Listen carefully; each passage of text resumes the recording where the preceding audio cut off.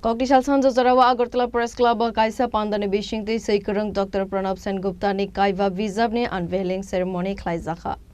Pandava Narawai Okra Angi Manjaka Tripura Human Rights Commission Chairman Eba Kerong Kerang Purshotam Roy Barman Manjaka Seikurung Dr. Pranab Sengupta ni Bihik Purnima Sengupta Resap Kerang Samantha Shahanok Hovoi Bodol Tekuvan Adongro.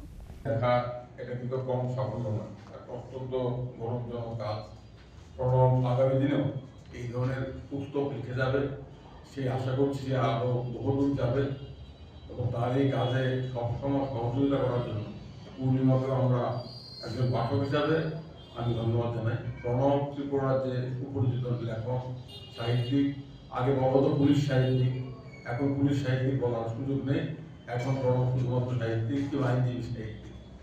যে 5টি বই লেখা হলো পরাধীন ভারতের বিপ্লবের পীঠস্থান চট্টগ্রাম, এটা অত্যন্ত প্রয়োজনীয় এই সময়ে।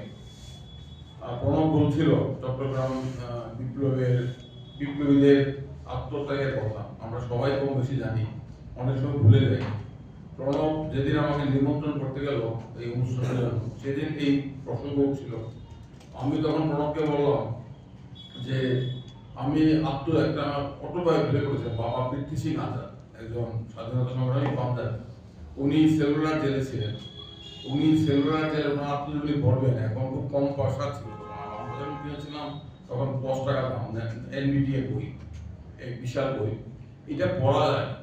মানে কি ভয়ঙ্কর অত্যাচার তারা সহ্য করেছেন আমাদের স্বাধীনতা সংগ্রামীরা, বিপ্লবীরা, এবং তারা কিন্তু কেউ মাফিনামা দেয়নি।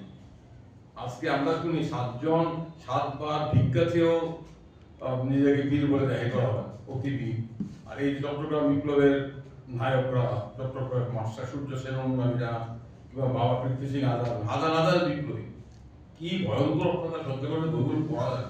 আমি পড়তে পারি না পৃথ্বী সিং আজাদের কাহিনী, আর বারবার আমাকে থামতে হবে, ওষুধ খেতে আর এগুলো যায় না। তো তারা কিন্তু মাফিনামা দেয়নি। তো আমাদের ইতিহাস ভুলিয়ে দেওয়ার চেষ্টা করা হচ্ছে।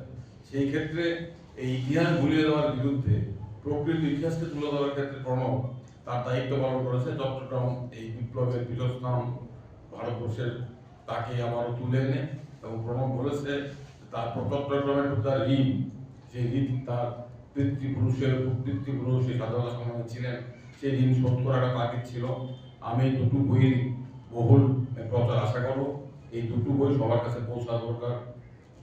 সংবিধান ফৌজদারি আইন অনুসন্ধান, কালকে আমি গিয়েছিলাম, আমি মণিময় এবং কৌশিক, একজন ব্লগার, আপনার নাম জানেন, তার বাড়িতে গিয়েছিলাম, মা এবং মেয়ে।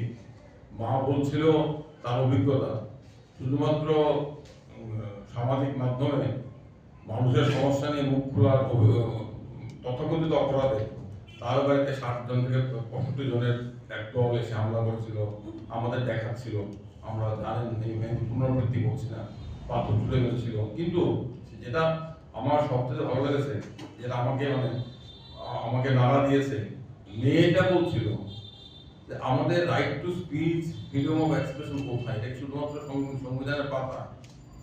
এই যে একটি কলেজ ছাত্রীর প্রশ্ন, আমার মা কথা বলে পাবলিকের সমস্যা নিয়ে, তার তো মাত্র right to speech, freedom of expression, এটা কোথায়? দেখি সংবিধানের পাতায়, এটা তো আমি তো দেখতে পাচ্ছি না বাস্তব। Raza Koragolini Simi Prodam di Kokthum Chini Khorang.